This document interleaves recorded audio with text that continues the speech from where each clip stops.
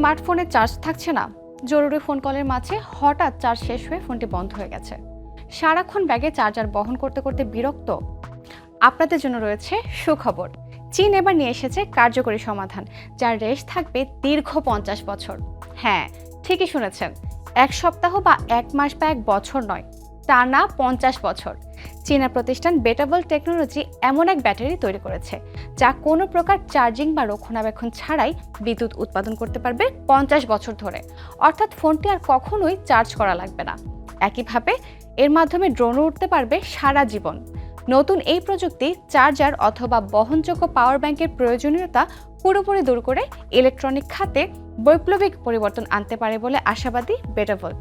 যুক্তরাষ্ট্র ভিত্তিক গণমাধ্যম ইন্ডিপেন্ডেন্ট বেটাভোল্টের বরাত দিয়ে এমন তথ্য জানিয়েছে।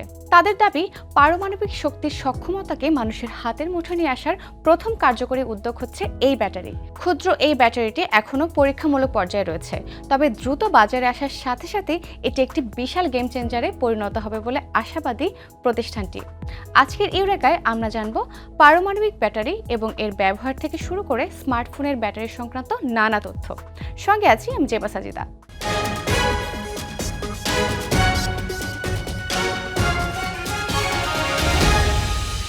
পারমাণবিক battery nuclear battery, radio isotope battery অথবা রেডিও আইসোটোপ জেনারেটর নামেও পরিচিত।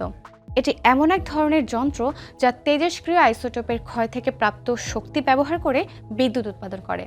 পারমাণবিক চুল্লির মতোই এরা পারমাণবিক শক্তি থেকে বিদ্যুৎ শক্তি উৎপাদন করে, কিন্তু এক্ষেত্রে পার্থক্য হচ্ছে এগুলোতে কোনো ধরনের বিক্রিয়া সংঘটিত হয় না। সাধারণভাবে এটিকে ব্যাটারি বলা হলেও এটি কোনো ইলেকট্রোকেমিক্যাল ব্যাটারি নয়। এতে চার্জিং বা রিচার্জিংয়ের ব্যবস্থাও নেই। তুলনামূলকভাবে পারমাণবিক ব্যাটারিগুলোর দাম অনেক বেশি হলেও এগুলো অত্যন্ত উচ্চ শক্তি সম্পন্ন এবং দীর্ঘস্থায়ী হয়। এ কারণে মহাকাশযান, পেসমেকার, আন্ডার ওয়াটার সিস্টেম ও পৃথিবীর বিভিন্ন প্রত্যন্ত অঞ্চলে স্থাপিত স্বয়ংক্রিয় সায়েন্টিফিক স্টেশনসমূহ, যেগুলোর অনেক দীর্ঘ সময় ধরে নিরবিচ্ছিন্নভাবে সক্রিয় থাকতে হয়, সেসব ক্ষেত্রে শক্তির উৎস হিসেবে প্রধানত পারমাণবিক ব্যাটারি ব্যবহৃত হয়ে থাকে। মুদ্রার চেয়ে ছোট মডিউলের এই ব্যাটারির দৈর্ঘ্য ও প্রস্থ 15 মিলিমিটার আর উচ্চতা 5 মিলিমিটার। আইসোটোপ ক্ষয় হয়ে যে শক্তি নির্গত হয় সেটাকে বিদ্যুতে রূপান্তর করে ব্যাটারিটি কাজ করে। এই ব্যাটারিতে 63টি আইসোটোপ থেকে নির্গত শক্তিকে বিদ্যুতে রূপান্তর করা হয়েছে, যা কিনা একবিংশ শতকে এবারই প্রথম। যদিও গত 1 শতক ধরে সাবেক সোভিয়েত ইউনিয়ন ও যুক্তরাজ্যের বিজ্ঞানীরা মহাকাশযান, পানির নিচের সিস্টেম এবং দূরবর্তী বৈজ্ঞানিক স্টেশনগুলোতে ব্যবহারের জন্য এই একই ধরনের প্রযুক্তি ব্যবহার করে আসছে, কিন্তু তাদের থার্মোনিউক্লিয়ার ব্যাটারি প্রচুর তাপ উৎপন্ন করে। পাশাপাশি এগুলো অত্যন্ত ব্যয়বহুল এবং ভারী। অন্যদিকে বেটাভোল্টের ব্যাটারি তুলনামূলক অনেক সস্তা এবং ছোট আকারের। এগুলো সেরকম কোনো তাপ উৎপন্ন করে না।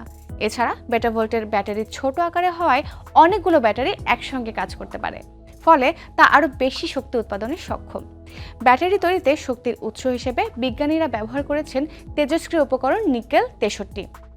এছাড়াও শক্তি রূপান্তরের জন্য ব্যবহার করা হয়েছে হীরার সেমিকন্ডাক্টর। কোম্পানিটি তাদের চতুর্থ প্রজন্মের হীরার সেমিকন্ডাক্টর উপাদান ব্যবহার করেছে, যা বিশ্বে প্রথম বড় আকারের হীরার সেমিকন্ডাক্টর উপকরণ।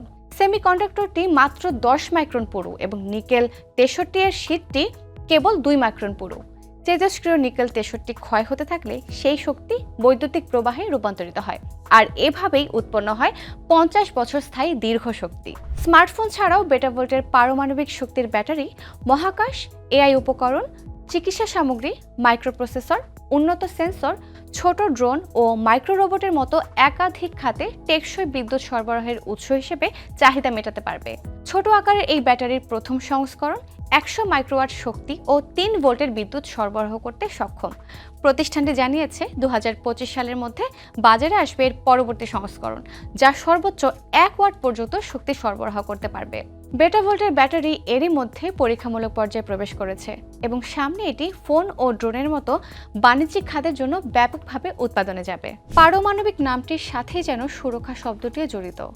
পারমাণবিক ব্যাটারি সম্বলিত একটি মোবাইল ফোন পকেটে বহন করার বিষয়টির জন্য হয়তো আমরা এখনো প্রস্তুত নই, তবে আশার কথা হচ্ছে বেটাভোল্ট এই উদ্যোগকে আমলে নিয়েছে। তাদের দাবি, নিরাপত্তার দিক দিয়ে প্রচলিত ব্যাটারির তুলনায় এই ব্যাটারি বেশ এগিয়ে। এটিতে ধরবে না আগুন, আকস্মিক প্রচণ্ড আঘাত বা খোঁচায়, এমনকি গুলির আঘাতেও বিস্ফোরিত হবে না এই ব্যাটারি।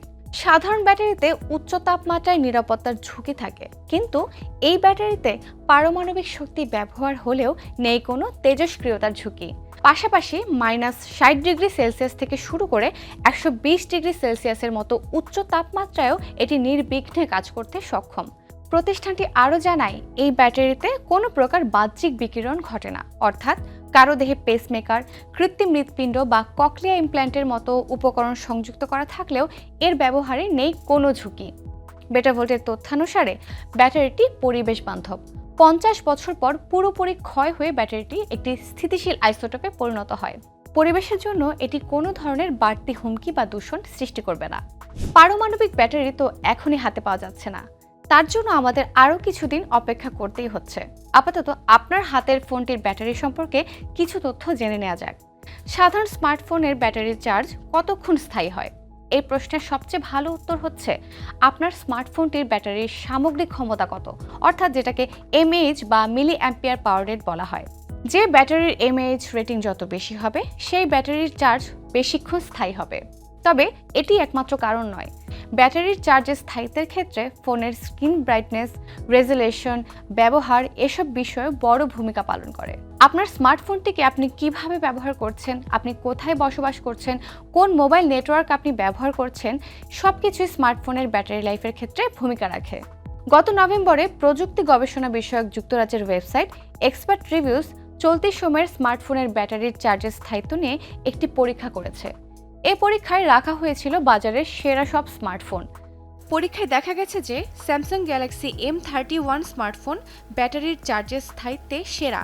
30 ঘন্টা পর্যন্ত এর চার্জ থাকে। iOS অপারেটিং ব্যাটারি লাইফের সেরা হচ্ছে আইফোন 14 প্রো ম্যাক্স, চার্জ থাকে 20 ঘন্টারও বেশি। চমকপ্রদ ব্যাটারি লাইফ সমৃদ্ধ এসব স্মার্টফোন আপনার হাতে না থাকলেও কিছু উপায় ব্যবহার করলে আপনার ব্যাটারির চার্জও থাকবে দীর্ঘক্ষণ। ধরুন, এমন কোনো জায়গায় আপনাকে অনেকটা সময় থাকতে হচ্ছে যেখানে আপনার ফোনের ব্যবহারটাও বেশি হবে, অর্থাৎ ফোনের চার্জ থাকাটাও বেশি জরুরি। সেক্ষেত্রে ফোনের পাওয়ার সেভিং মোড চালু করে দিন। যে সমস্ত কারণে ফোনের ব্যাটারি বেশি নষ্ট হয়, এই ফিচারটি নিজেই সেগুলো বন্ধ করে দেয়। ফোনের চার্জ বাঁচানোর দ্বিতীয় উপায় হচ্ছে ফোনের ব্রাইটনেস কমিয়ে রাখা।